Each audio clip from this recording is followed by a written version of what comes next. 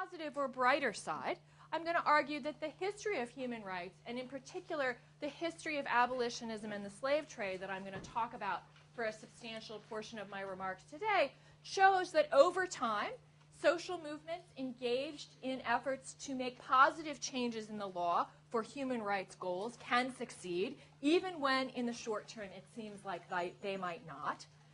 And so I'm going to suggest that there are some very positive lessons we can draw from the past, but I'll also suggest there are some cautionary lessons we should learn from the past as well, which is the ability of international human rights law or rhetoric and international law to be used either as a sort of actual tool of kind of Western imperialism towards the rest of the world or something that can be perceived as a tool of Western imperialism. And so one of the tasks of human rights advocates I'll suggest is to make use of the framework of human rights, but in a way that avoids either the perception or the actual practice of doing things to other parts of the world rather than engaging in partnerships with people who want to make changes in their own societies. All right, so that's the overall framework for my talk. So I'm going to give you first, before I come to the specifics of the slave trade history, which as Jim suggests, I recently wrote a book about, some of the other starting points in history that people talk about as the origins of international human rights or of human rights law. One obvious antecedent has to do with the idea of natural rights and their particular articulation in the European Enlightenment. And this relates to one of the themes I talked about, that is the idea of human rights being an idea that is one of Western Europe. And it's certainly true as a historical matter that many of the particular articulations of theories of rights came from the European Enlightenment.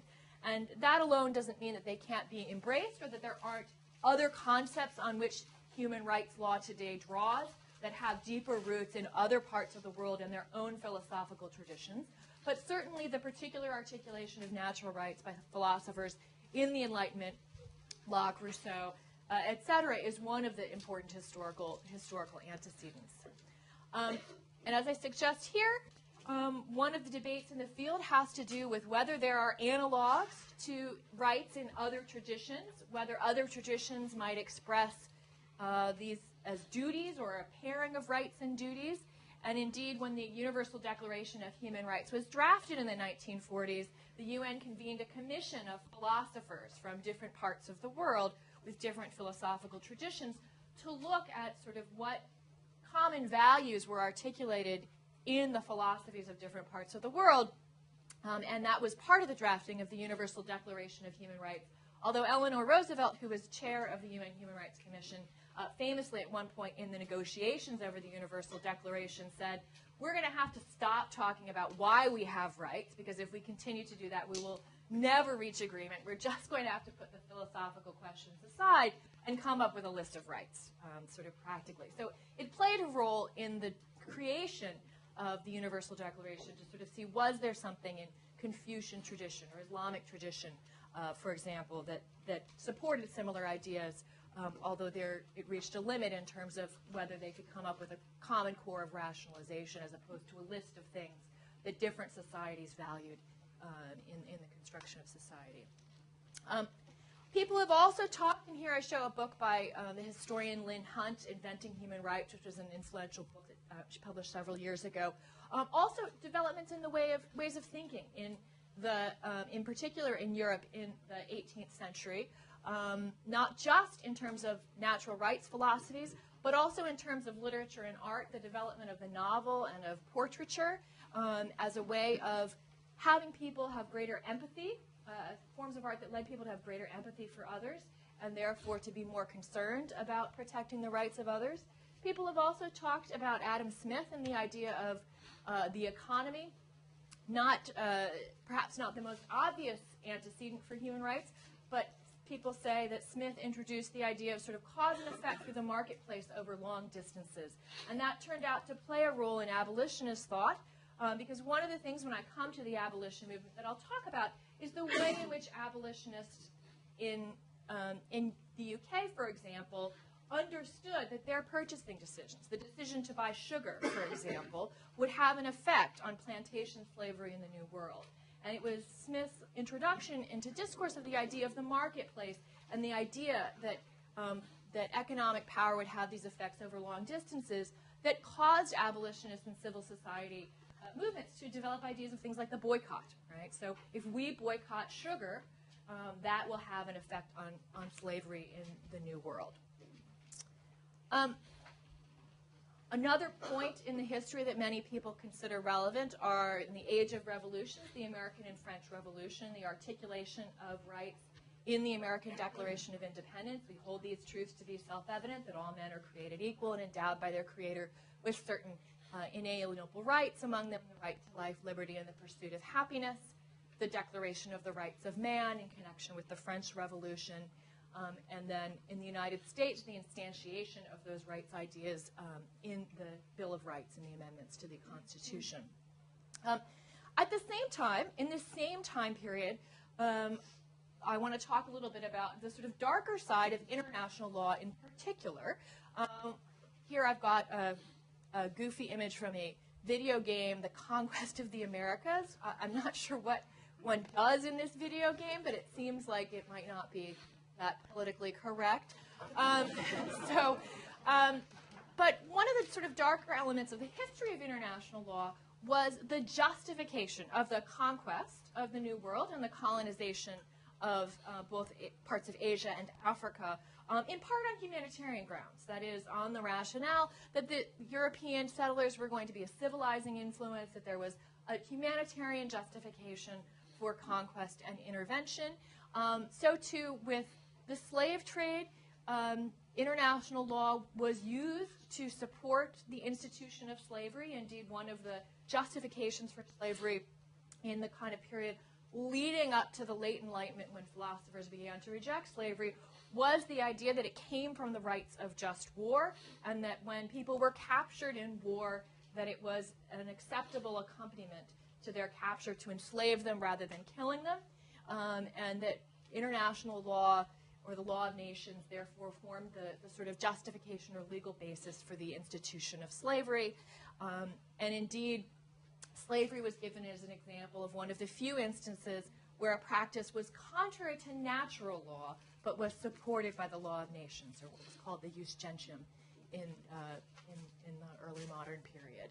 And so, alongside these wonderful ideals that you see expressed in things like the American and French Revolutions, we also had darker practices that were going on and being carried out at the same time. And that duality of the legacy of the sort of Western theory and Western philosophy that undergirds international law is an important one to keep in mind as we work on human rights issues today.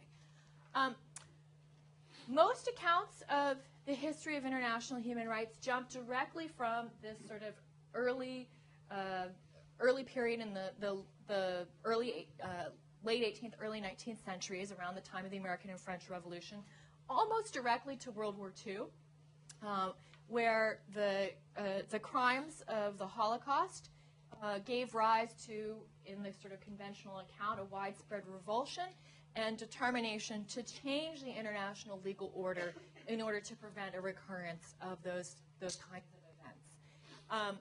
So in the immediate aftermath of World War II, there were a number of important legal developments related to human rights.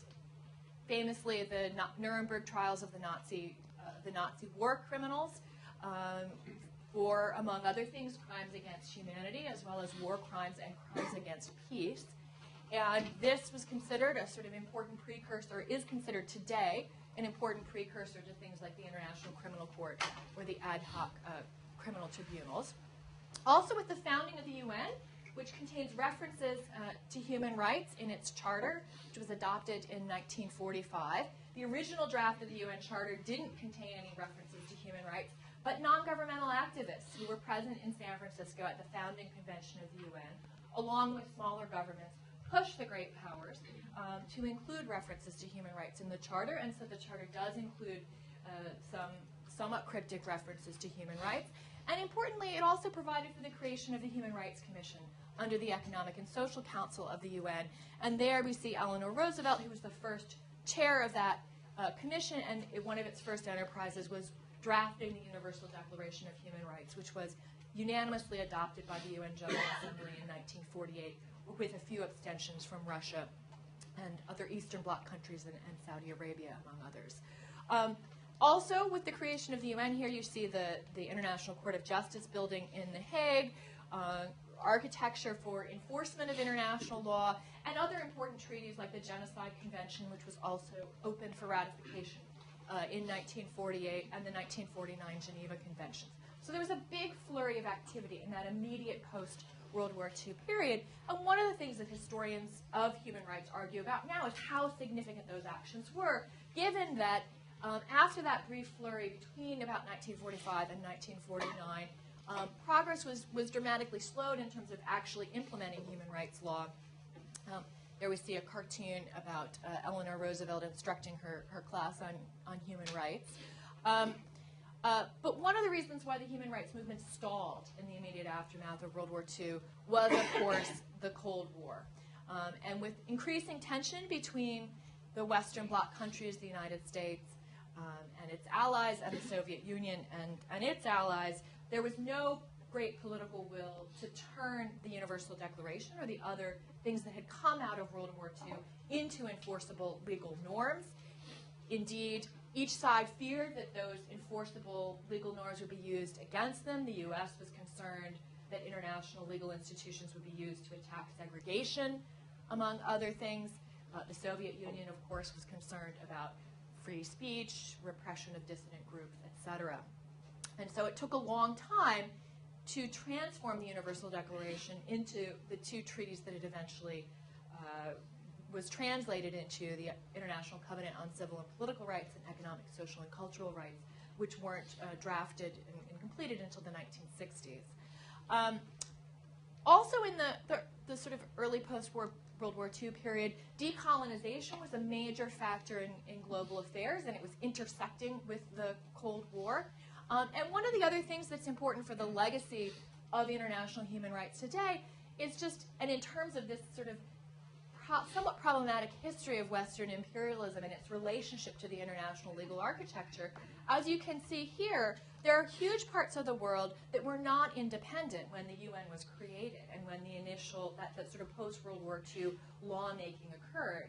And so those parts of the world have certainly embraced the sort of language and framework of international human rights through regional treaties, the African Charter on Human and People's Rights, the American Convention, etc., regional bodies to enforce them, widespread ratification of treaties like the ICCPR in all regions of the world today.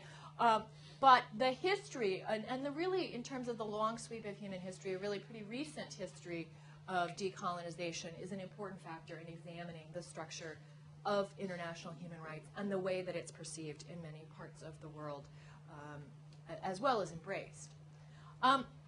In an influential new book, Samuel Moyn, a professor at Columbia in the history department, has argued that, in fact, human rights really has its origin in the 1970s. Not causally related to disco. That is, he doesn't argue that disco caused human rights to emerge, but he says it's almost at the exact same moment that disco becomes popular. Human rights becomes a very popular language of international discourse.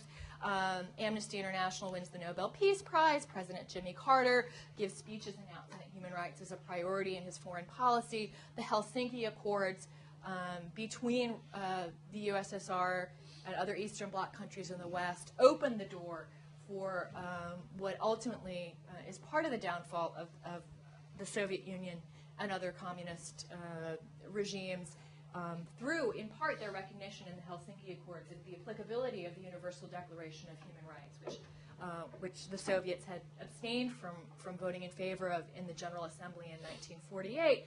The signing of the Helsinki Accords opens the door for the Organization for Security and Cooperation in Europe to engage in greater monitoring of human rights practices in the Soviet Union, and is part of the opening of human rights in that time period. Moyn argues in his book, which has gotten quite a lot of academic as well as some popular attention, that any attempt to relate human rights back to anything before about 1973 is really quite misguided. That is, he suggests that either the substance of what people were talking about was different, or, so for example, he argues that Enlightenment ideas of rights were completely were totally different from what we think of as human rights today, because in the Enlightenment they were related to the nation state and the formation of the nation state through the social contract. He argues that the post-World War II period is irrelevant because although there was some discussion of human rights, it didn't actually achieve any significant traction on the world stage. And he suggests the decolonization movement, although it often employed language of human rights, was actually more talking about collective rights. And he argues that really everyone who tries to look at the history of human rights at any time before that is sort of leading us down a misguided path of trying to create myths to support the human rights movement. I disagree with Moy, as you might guess. And I'll talk a little bit about why as I go through the rest of my remarks. But it is a sort of important argument, and it does raise important questions about why there's been such a flourishing recently of the history of human rights. That is, a number of scholars have recently begun writing about the history of human rights. And why exactly is that, and what are the dangers of writing about a field in which one works today when one is also trying to engage in historical work? So the specific argument that I make in my book, and that I'm going to spend most of the remaining portion of my time before I take questions and answers talking about, is the history of abolitionism, and in particular the aspects of abolitionism that related to this abolition of the slave trade. That is, not of abolition of slavery itself, although the two were intertwined, and once the slave trade had been abolished, it became easier in a number of places to get rid of slavery itself at a somewhat later date. And in addition, because many of the people who were involved, abolitionists wanted to get rid of all aspects of slavery, and they began by working on the slave trade, which they perceived as the most vulnerable part of the system. That is, that it would be easier to attack the traffic in slaves from Africa to the New World as a first step, and then later to move on to addressing the institution of slavery itself. So I argue that the abolitionism movement is an important point in the history of international human rights law for two main reasons. One is the emergence of a transnational civil society social movement that had as its goal protection of human rights. And second, the sort of second point that I think it makes it salient for the history of human rights today is that they considered international law and international treaties, and indeed, as I'll talk about in a minute, international courts to be one of the tools that would be used in implementing the legal and social changes for which this social movement aspired. Okay, so I think the history of abolitionism as a transnational social movement is well known, but less well known, I think, is the role of international law, and in particular international courts in that history, and that's what the subject of my book is. So abolitionism, and so that's the subject of my book, which, as Jim says, is just a page-turning read. You can buy it on Amazon, you can get it on your Kindle. And so in the book, I talk about the origins of international human rights law. So what happened? So slavery had existed at various times in human history in various forms.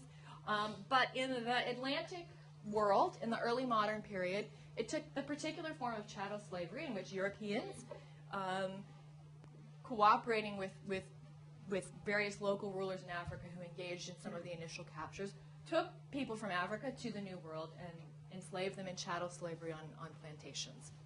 And in the 18th and 17th and parts of the 16th century, there was a massive traffic in slaves across the Atlantic in which all the major European maritime powers were heavily engaged, including Britain, including Portugal, Spain.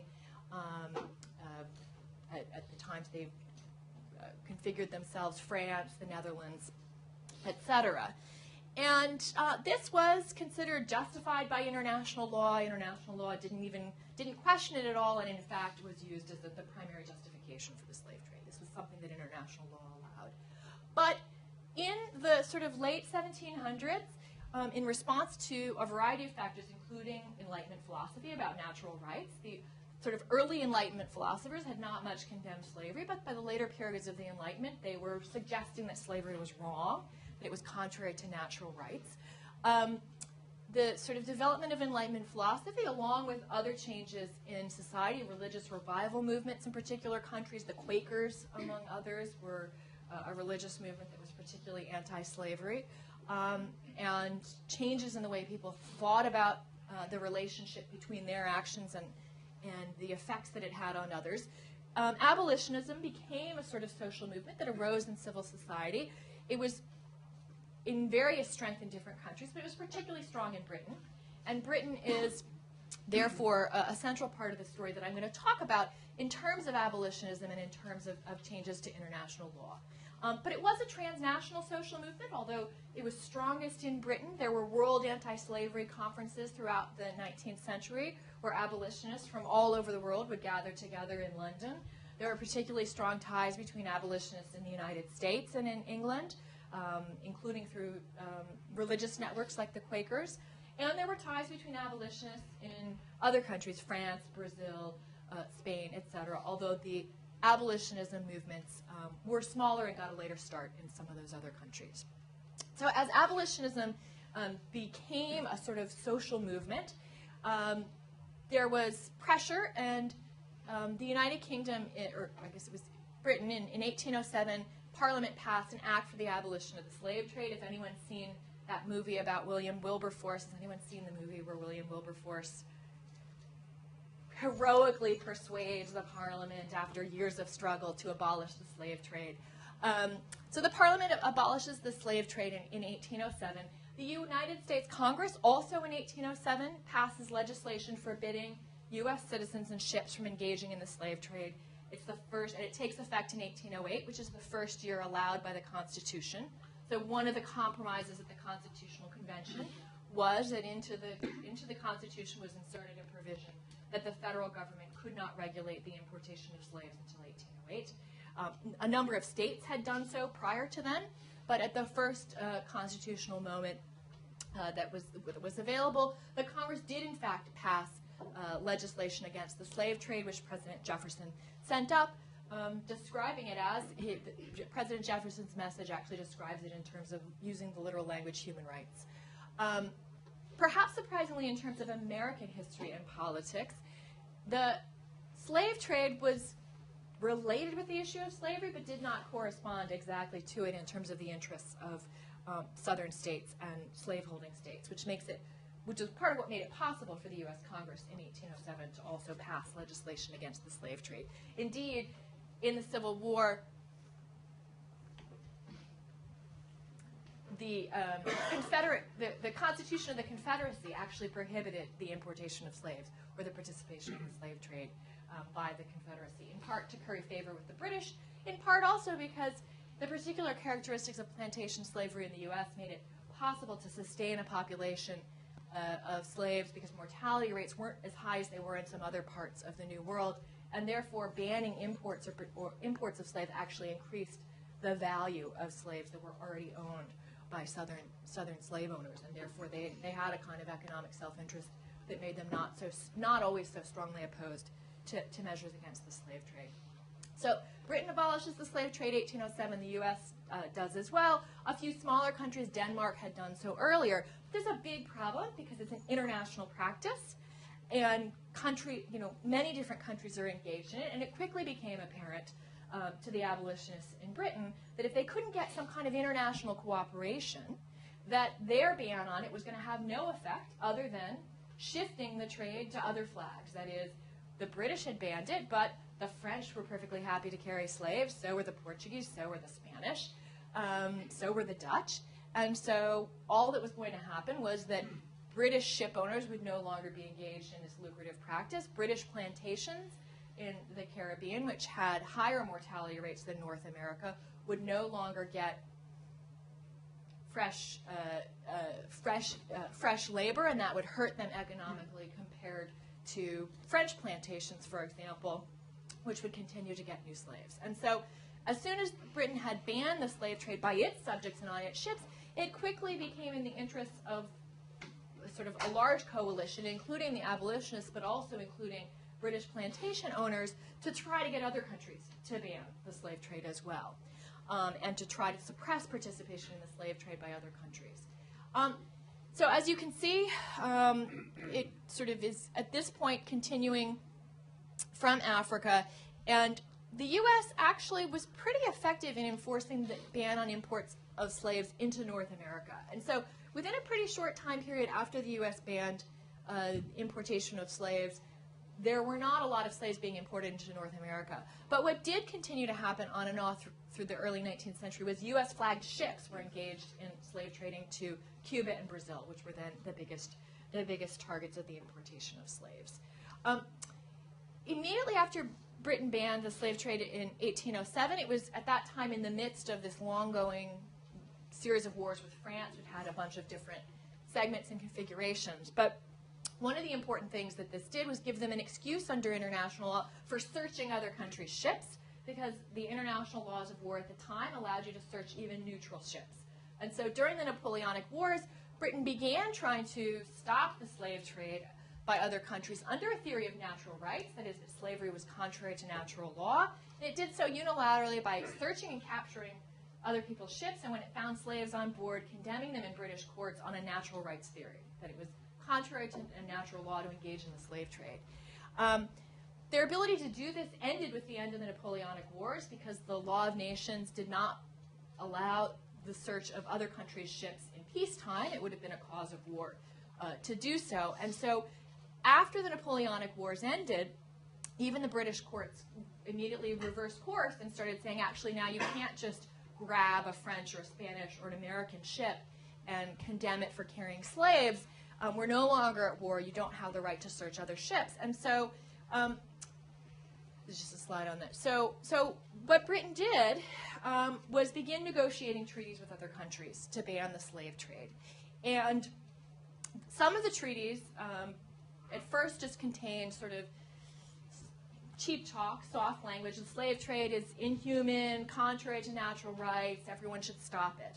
But what they began to do in 1817 and continued to do over the next 40 years or so was they actually convinced some other countries to enter into treaties with them that not only banned the slave trade, but also created international courts to enforce that ban.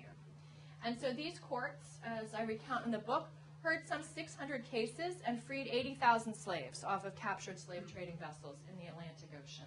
So in terms of the transatlantic slave trade, that is a relatively small percentage.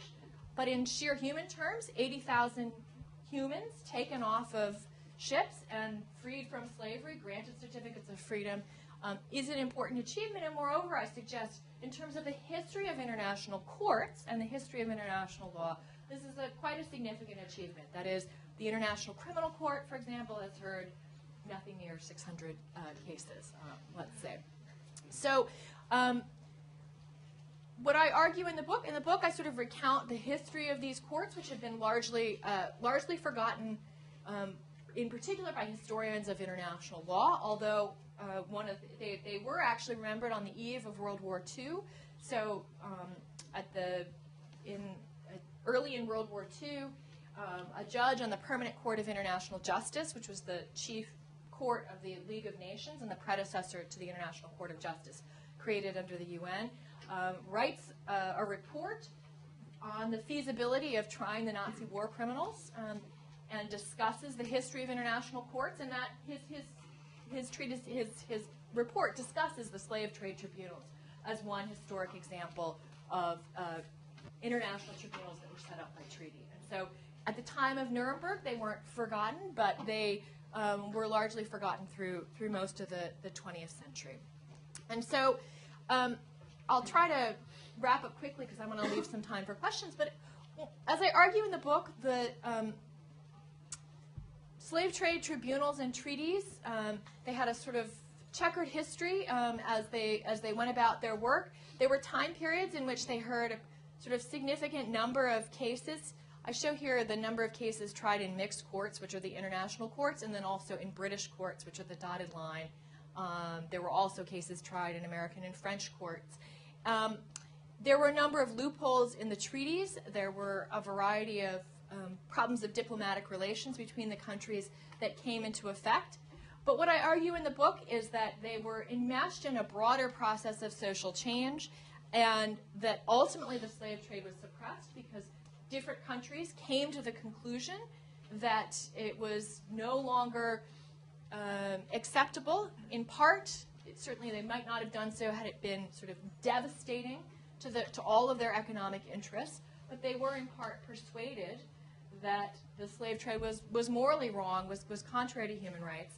And when Brazil, which is one of the last countries to begin effectively enforcing the treaties that it had agreed to against the slave trade, in the 1850s, when the Brazilian parliament debates what to do about the slave trade, one of the members of parliament says, "Are we alone to stand outside the civilized world? All the civilized countries of the world have agreed that the slave trade is contrary to humanity, and are we alone to be uncivilized?" And so I don't suggest that there was a sort of one-to-one kind of causal relationship, like they signed these treaties, there were these courts, and therefore the slave trade ended, but rather that international law was one tool that was used as part of spreading this global norm against the slave trade. There were many points in the 19th century when it looked like it might not work. And so, skip ahead, there were many points in the middle of the 19th century when people said, this just isn't working. Right? We've been trying to suppress the slave trade, and it continues to go on. So, for example, this is the sort of total number of known slave trading voyages. Historians have these pretty excellent computer databases for this time period, for the 19th century, that pretty well record the number of ships that were engaged in the slave trade. There's a real dip here in the 1830s when, in fact, the international courts were at their most active and successful. But then, due to lapses in the treaties with certain countries, there's a big spike, and in the early 1850s, there's a huge debate in the British Parliament where a number of abolitionists, including some of the Quakers, say, we just should throw up our hands and give up. This isn't working. Maybe we should regulate the slave trade rather than trying to end it. But they persevere on, and eventually, in the 1860s, even the United States, which had played the role, shockingly, of the reluctant outsider to the international treaty regime, the U.S. had rebuffed British efforts to persuade us to join in these treaties, creating the international courts. For much of the early 19th century, we would only agree to some language that said the slave trade was bad, but otherwise we said, well, our own Navy will enforce it. We don't want to join these treaties. They're a threat to our sovereignty. In the 1860s, President Lincoln's administration, in part for political reasons, that is, in part because they didn't want the British to enter the war on the side of the Confederacy, but also in part because they were against slavery. The Senate ratified the slave trade treaties, and pretty dramatically, right after the U.S. Ratified the treaty, and at that point was the last sort of major power whose ships were heavily engaged in the slave trade. The slave trade, the transatlantic slave trade, basically declined to zero by 1865 or so, with the combination of the cessation of U.S. participation, that is of U.S. ships, once the U.S. had signed the treaty, and then countries like Brazil saying, we don't want to be outside the civilized world. And so in 1807, it seemed impossible to end slavery. Right? Even in 1850, they said, we've been going at it for 40 years. These courts, these treaties, they're not working. Let's give up. Right? We're never going to end something like slavery. It's too entrenched. People have too much invested in it. The slave owners are too wealthy. It's just the way the world is. And then by 1865, the transatlantic slave trade was done. And by the turn of the 19th century, slavery itself had been outlawed in all the New World countries. Of course, slavery isn't completely gone today. There are new forms of slavery, modern forms of human trafficking. It took many decades, and indeed in many parts of the world, the legacy of slavery in terms of racism hasn't been eradicated. But there was a massive social change in which social movements, motivated by ideas of human rights, used international law and international courts as one tool in achieving coordinated global social change. What legacies are there of the slave trade history, in addition to the sort of legal legacy? And the idea, which I suggest was first put into place in terms of these international treaties and the international courts that they created, that international law was a tool for addressing human rights issues, and that it was a proper thing for nations to be concerned not just about the welfare of their own citizens, but also about the welfare and human rights of people who weren't their citizens. That is, that Britain had an interest in adopting treaties that would protect the rights of Africans who were being traded. In addition to that legal concept, the idea that international law was a proper sort of sphere of making rules related to human rights, the transnational social movement. So the women's movement for suffrage, among other things, pretty directly grew out of abolitionism. There's a sort of a lot of histories that talk about the failure in the 1840s when at the World Anti-Slavery Convention they refused to seat women delegates and said the women had to go to their own room. Women who had been very active in abolitionist circles, that was part of what led to the early women's movement, and Seneca Falls and the sort of translation of that. As women sort of began to see their own legal status as not the same as slaves, but involving sort of similar denial of humanity and of basic civil and human rights. So the people who were involved in abolitionism were some of the early women's movement activists, and they used many of the same tools that the abolitionists had developed.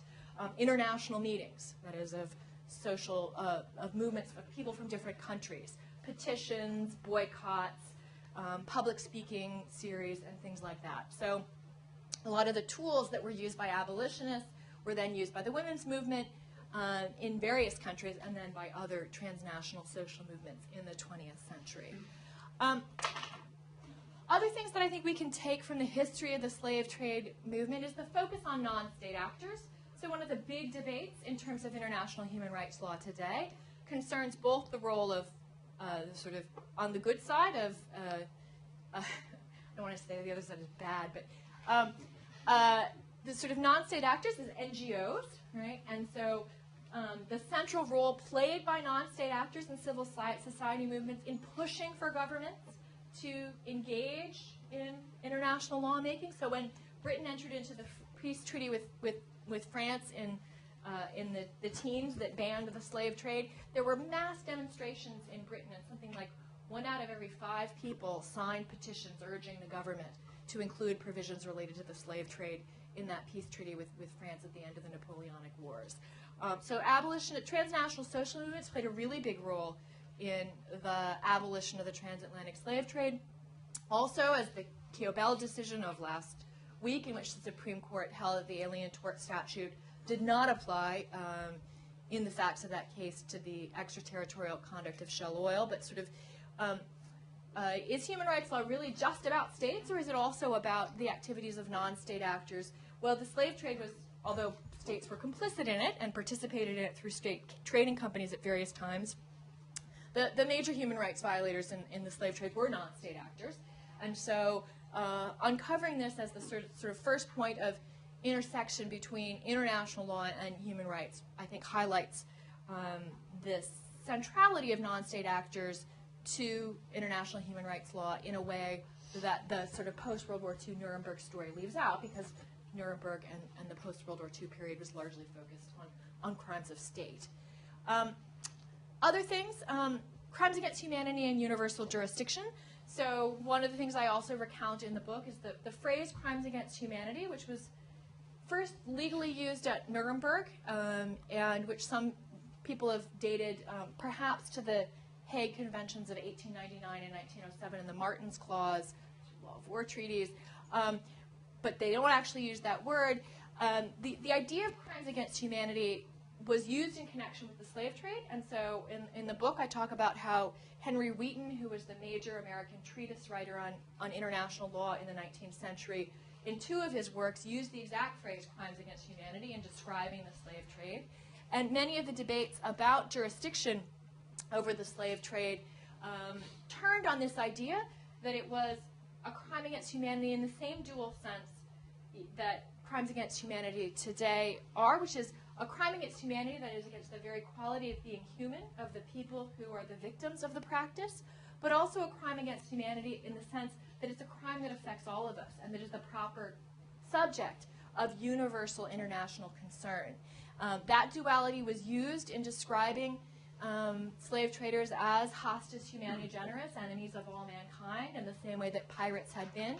and in arguments that because they were like pirates, they should be subject to universal jurisdiction. Although it was not entirely successful, and many commentators and courts on international law rejected the idea that there was, in fact, universal jurisdiction over slave traders like over pirates in the 19th century.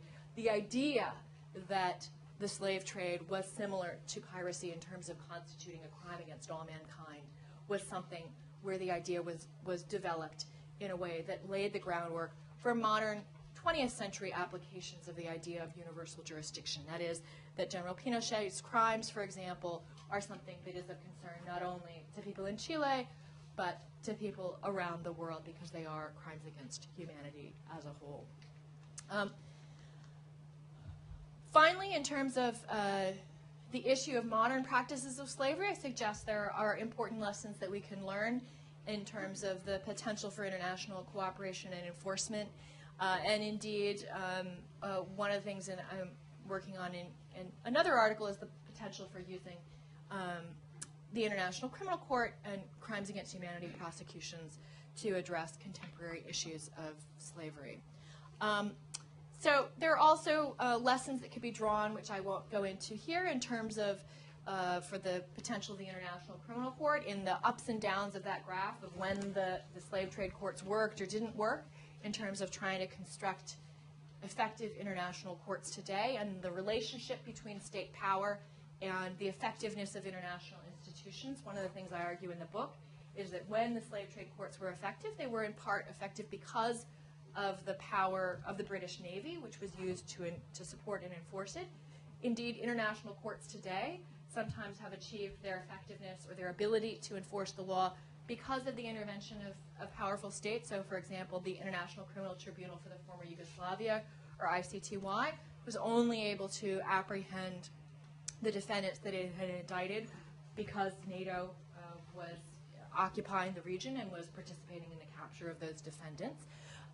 This goes to the issue of the double-edged sort of sword of international human rights. On the one hand, it can be effective when supported by powerful countries and their resources, but that also carries with it the risk of the sort of taint of imperialism. Legacies for international relations, you've got the sort of happy people who say, we should just pass more international human rights treaties and we'll sing Kumbaya and all be happy. We've got Henry Kissinger looking youthful. And, sort of, I think the history of the slave trade and the slave trade courts and treaties is troublesome to both sides. That is, it's troublesome to Henry Kissinger because people actually did seem to care about ideas and not just about their self-interest. And economic historians have pieced through that to say that, in fact, it wasn't just self-interest that motivated people. On the other hand, the slave trade treaties were only effective when they were conjoined with either economic interests or military power in some way or another, as well as idealism. So sort of interesting theoretical implications for international relations research. And finally, I suggest that it's ultimately, with all the caveats I have about the dangers of the double-edged sword of human rights and the dangers of being perceived as or actually engaging in a kind of Western imperialism, that while it may seem hopeless in the meantime, it may seem like the world could never change. In fact, even something as massive as slavery and the transatlantic slave trade, which had been entrenched for centuries, in which there were many vested interests, were in fact eradicated because people thought it violated basic human rights. And ultimately, I think that's a hopeful thing for those who are engaged in the practice of human rights today. Okay.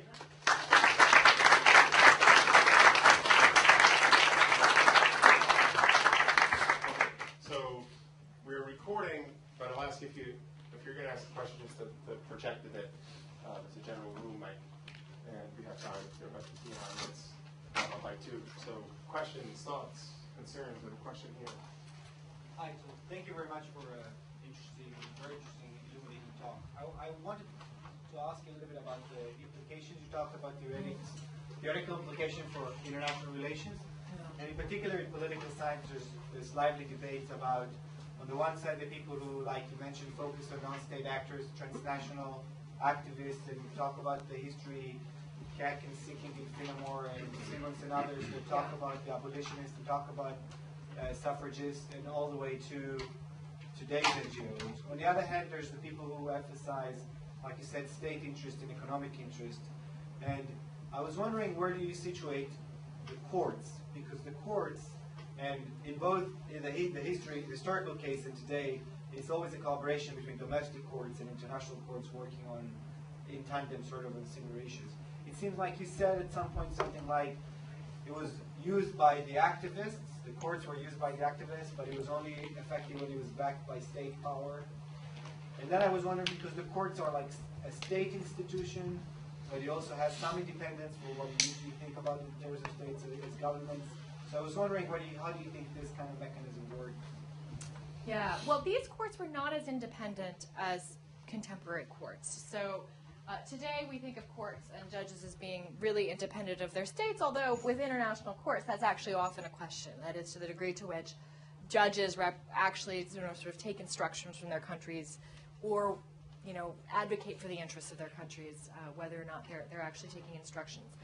In this time period in the 19th century, there was not really any kind of idea of judicial independence in these courts, and so the judges definitely took instructions from their governments. And there's extensive correspondence, for example, between the British judges and the Foreign Office, in which the Foreign Office will tell them to do or not do particular things. The judges so each of the courts they were bilateral courts consisting of a judge from the two countries that were party to each. So there would be, for example, a British and a Brazilian judge, and if they couldn't agree, they would draw lots to pick a third judge. And the quality of the British judges were all pretty ardent abolitionists, and they would not condemn ships if they fell outside the terms of the treaty, which occasionally happened and about which they expressed some great regret. But that was generally their disposition.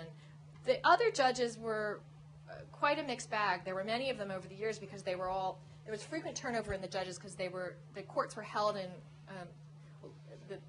in tropical countries, and the Europeans tended to drop dead of tropical illnesses. So the judges are constantly dying, and then there are gaps while they wait for a new judge to come, or they randomly appoint some other person, usually with no legal training, who just happens to there's a secretary in the consulate or whatever there, and they'll be the judge until we get a new one. Some of the judges were really quite, the Brazilian or the Spanish or whatever, Portuguese were quite diligent. Others were not so much. And so the sort of in institutions there's some big differences between them and contemporary courts. They were only effective because they like all courts, they didn't have an army, right? So the Supreme Court doesn't have an army. It had to rely on the president to call out the National Guard to desegregate the schools. When the ICC issues an arrest warrant, some government that has police has to carry out that arrest warrant. And that's why I think that there are important lessons about the intersection between legal institutions, national government power, and civil society movements that I think are salient, although I'm not sure that I would say that I have a new theory of international relations that comes from it. In fact, in the book I expressly say I don't. But I think that one thing we do need to do is examine more closely the fact that, particularly with regard to things like the International Criminal Court, there is this intersection between the civil society movements who are sort of encouraging, creating publicity, and sort of fostering the development of the court itself, which is engaged in acts of law, and then the states that actually have power.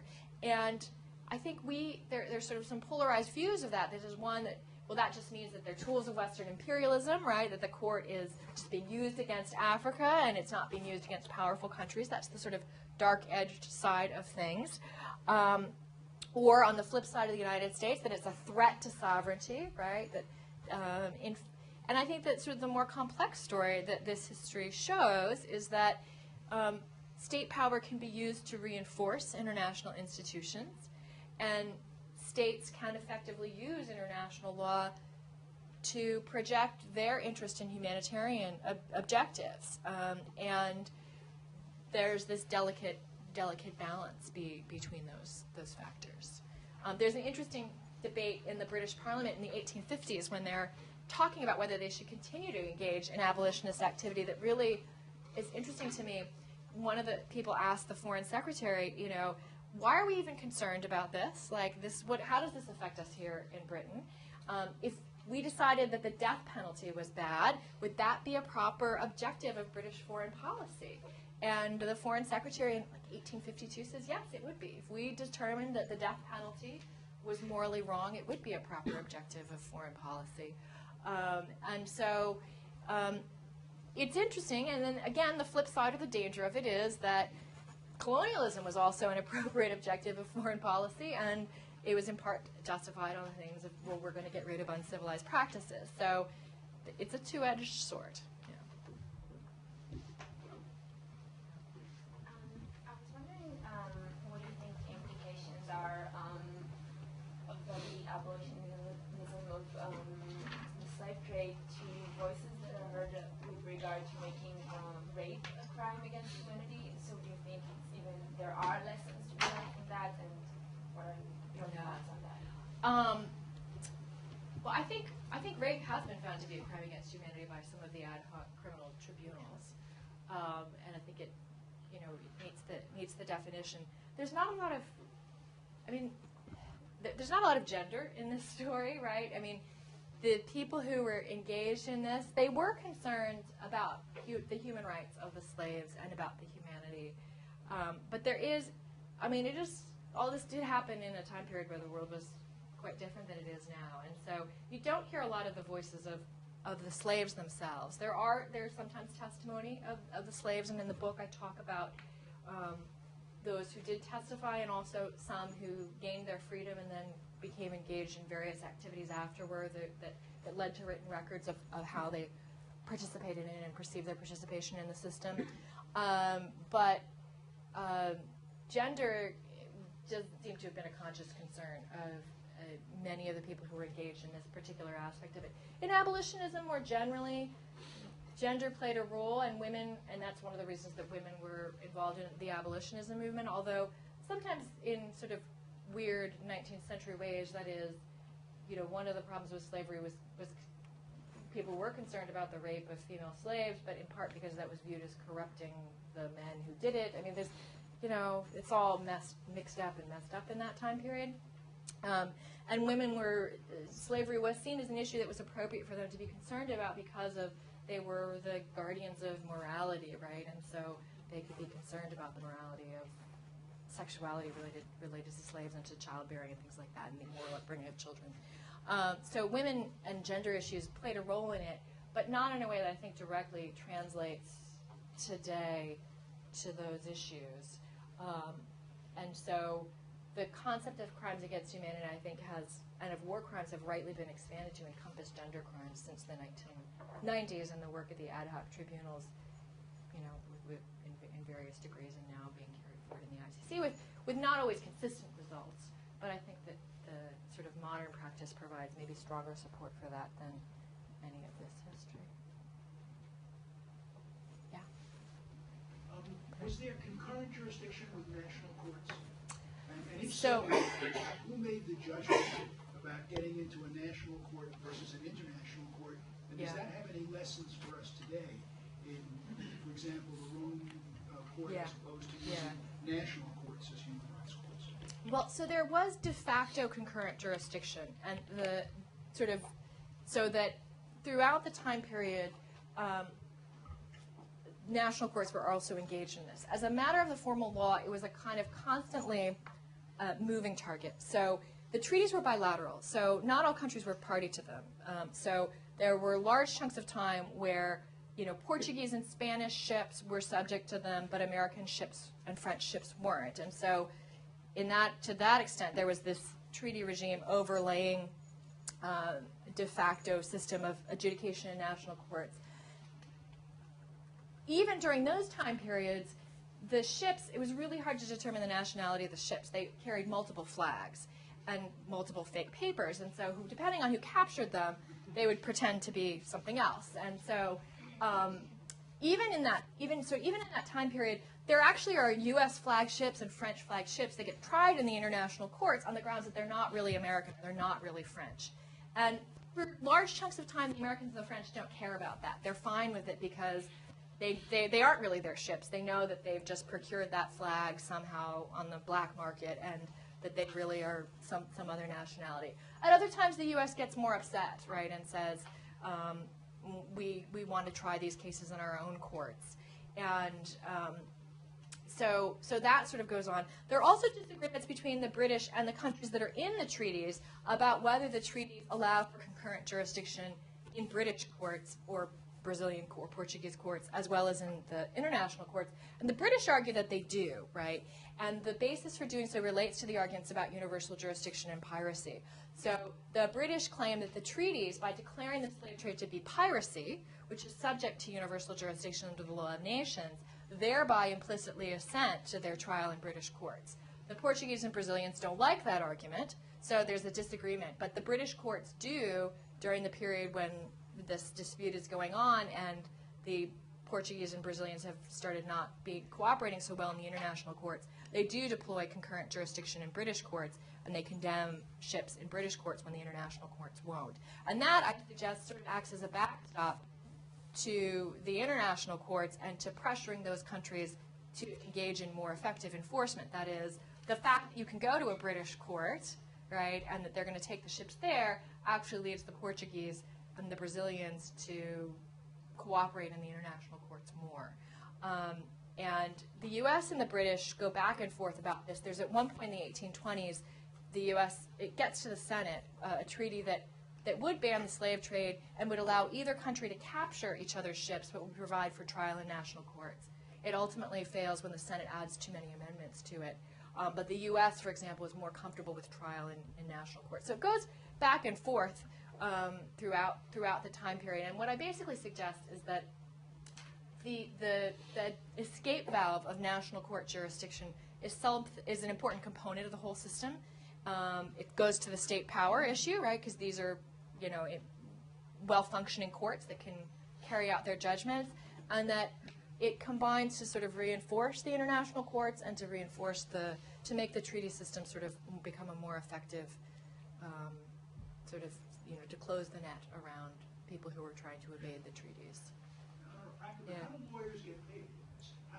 How's this thing financed? It's Maybe we could learn lessons. yes, that is one of the things I suggest in the book as well. It's a prize system, so it's civil jurisdiction and prize, and so the ship is condemned and auctioned off, and so and ships are quite valuable, so they sell the ship, and the proceeds are divided between the two governments that are party to the treaty, as well as the crew of the ship that captured it.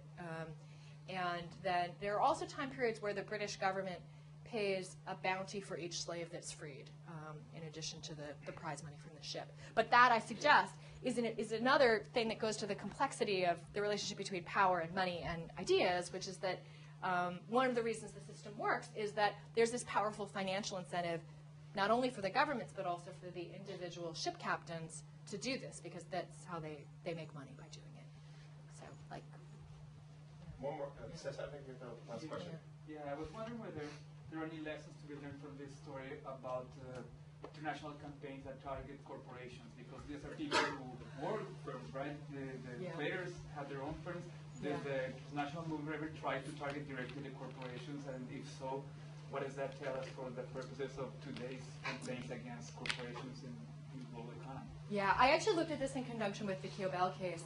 By the time, in the period prior to the prohibition of the slave trade by Britain in 1807, companies, early corporations, that is joint stock companies, were heavily involved in the slave trade, and including big national, like the big trading companies. The sort of interesting thing, which I ultimately argued supported the idea of liability, that corporations were subject to human rights law in Kiobel, was that actually after the slave trade becomes illegal, it shifts from joint stock companies to smaller operators. That is, big companies are not involved in it at that point because it's illegal and they can't get insurance and they can't trade their shares on the market. And so there are a few small joint stock companies. There's a case that comes before the commission, the court, the international courts, that involves a company, but mostly it's individual proprietors. What I actually think that shows is that the companies thought that the ban on slave trading applied to them. That is, if the ban on slave trading didn't apply to corporations, then they all would have incorporated and continued to do it. So the very fact that it goes underground and that the big companies stop engaging in slave trading suggests that they just unquestioningly thought the ban on slave trading applied to them. But there is this oddity that by the time in the 19th century it becomes illegal, most of the cases involve individual proprietors rather than corporations. But I think that there was definitely an understanding that the corporations were banned as well. So on that note, I hope you'll join me in